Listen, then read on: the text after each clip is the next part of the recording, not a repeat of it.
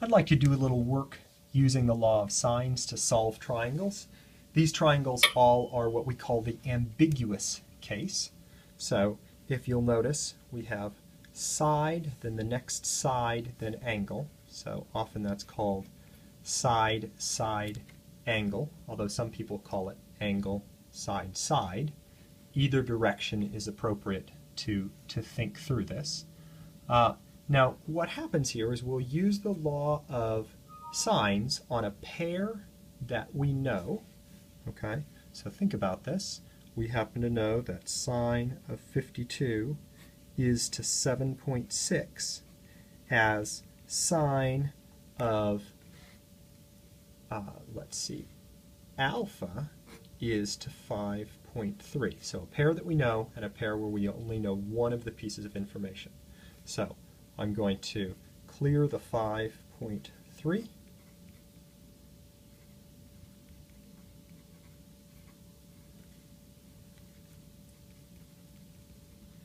Now, since I want to know alpha, I can apply sine inverse to this piece over here. And I'll go ahead and do that. Now, notice that because the side farthest from the angle is actually longer than this side, if you thought about this angle as being totally fixed and this pivoting, there is no way that side could go anywhere but over there. So when the longest side is opposite the angle given, in the ambiguous case, we're only going to have one solution, and you should see that right here.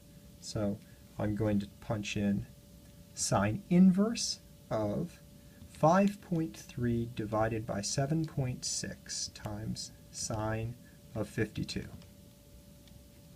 And we'll get out alpha equal to approximately 33 degrees. Okay? And of course, you want to round to whatever they tell you to in the problem. Okay, well, once we have two angles, it's always really nice to get the last angle. That's the easy part. So 180 minus 52 minus 33. So 180 minus 52 minus 33 gives us something that's approximately 95 degrees here. Now I have another angle side pair. Okay, so when you think about this, you're going to have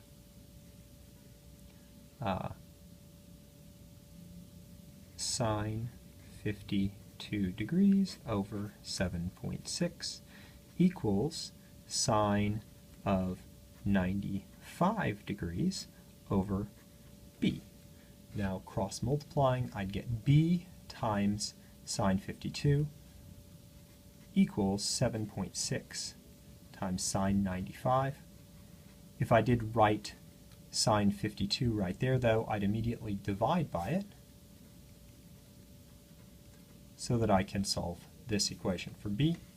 Now if I punch that into the calculator, 7.6 times sine 95 divided by sine 52 gives me a b of approximately 9.6. Now I've solved the triangle. I have all three sides, I have all three angles. Okay? Now, how is that somewhat different than this case here? Well, notice the side opposite the angle is indeed shorter than the side touching the angle. That means if I wanted to, I could have that side there, or I could have the exact same length side there. It wouldn't change this angle, right? And so this, I'm actually going to get two solutions, two different possible side, angles beta, which is going to give me two different side lengths b, and a radically different angle alpha. So how do I begin? Well, the same way I began before. I'm going to say sine 52 over 4.6 is equal to sine of alpha over 5.3. Okay? Now what's going to happen is I'm going to try to get alpha by itself. That says 5.3 over 4.6 times sine 52 is the thing that gives me sine alpha. Let me use sine inverse to calculate out what alpha should be, with a major caveat. Sine inverse is only going to give me a maximum angle for alpha of 90 degrees. So sine inverse is going to give me this calculation for alpha, but if I were over here, it couldn't give me that value for alpha. So here's how we go. We take sine inverse of 5.3 divided by 4.6 times sine of 52, and we get out an alpha 1 of 65 degrees. Now notice that I'm thinking about this as being alpha 1. It's the acute alpha, 65 degrees. We'll go ahead and calculate out if alpha 1 is 65 degrees, then beta 1, the thing corresponding to that, will be 180 minus 52 minus 65. So 180 minus 52 minus 65 is 63. Okay, and if beta 1 is 63, then the side length B1, these are all going to somehow be associated, we're going to get by using the law of sines one last time. Let's see, so I'll take sine 52 over 4.6 equals sine of 63 over b. Solving for b, I get 4.6 sine 63 over sine 52. Just to be perfectly clear, I'll call this b1. That's making the assumption about these.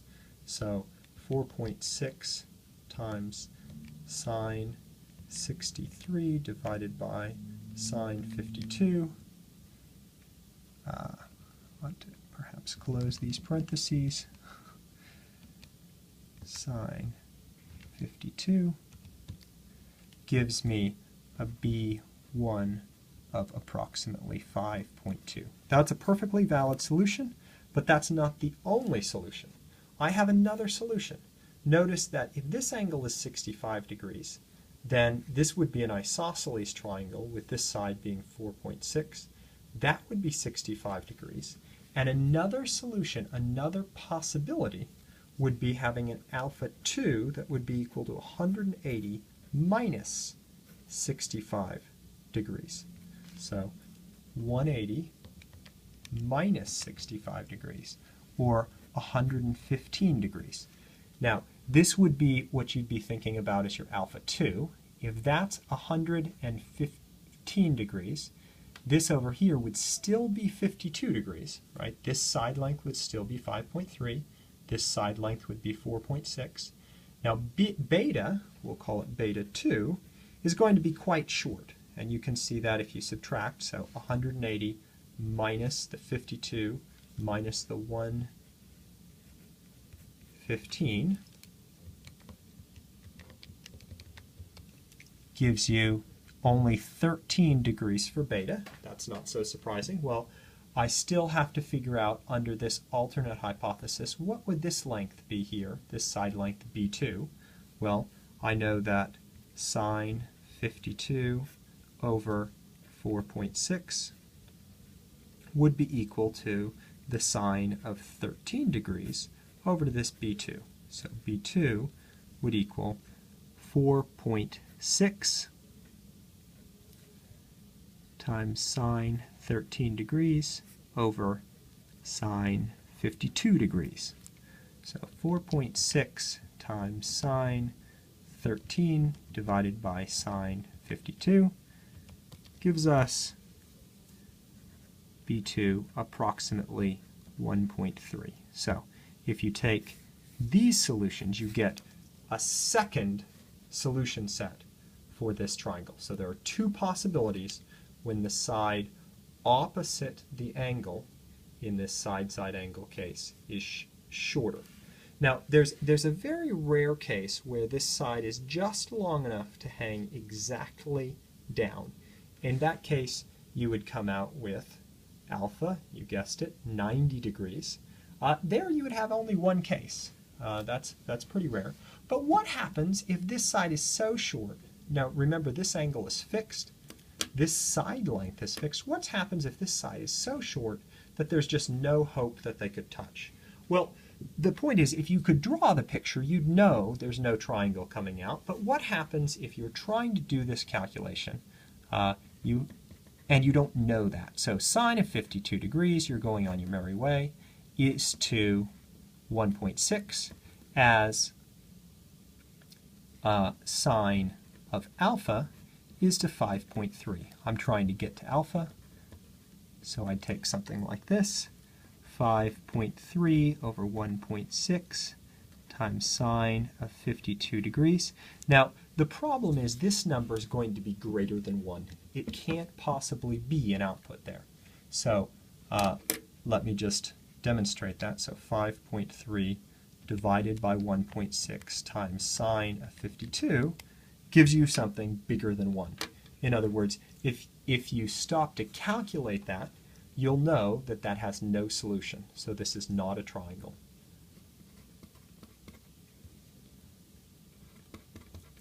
But let's suppose that you didn't know, and so you attempted like we did on the previous problems. You just took sine inverse of this.